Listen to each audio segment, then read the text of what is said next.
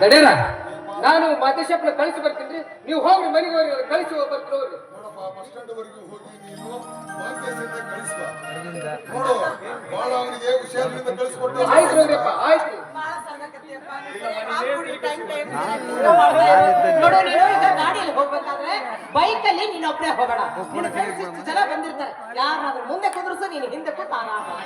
ಕಾರಲ್ಲ ದೃಷ್ಟಿ ನೀ ಕಾರ್ ಹೊಡಿಬೇಡ್ವೋ.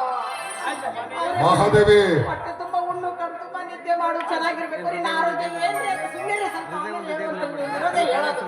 ದಿನ ಹೇಳ್ತಾರೆ ಹೇಳ್ತೀವ. ಇಲ್ಲಿ ಯಾರಿಗೆ ಹೇಳ್ಬೇಕು ಹೇಳಿ? ನನ್ನ ಮಗ ಒಂದು ಅಂತ ತೀರೋದಲ್ಲ ಇಲ್ಲ. ಆಯ್ತು ಬಸ್ ಹೋಗೋದು ಹೇಳಾಗಿತ್ತು, ಅವ್ರಿಗೆ ಕಳಿಸಿ ಬರ್ತೀನಿ. ಇಲ್ಲ ನಾನು ಅಮ್ಮರೇ ಮರ್ತು ಬಿಟ್ಟ ನನ್ನ ಮಗ.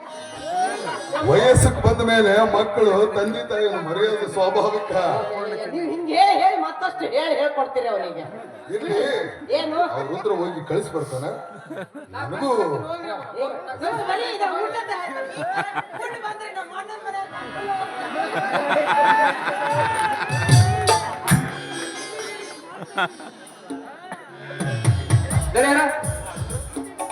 ಏನ್ರಿ ಇದು? ಔಷಧಿಯಾಗ ನೀವು ಊಟ ಹೊರಗೆ ಹಂಗ ಬಂದು ಬಿಟ್ರಿ ಅಂದ್ರಪ್ಪ.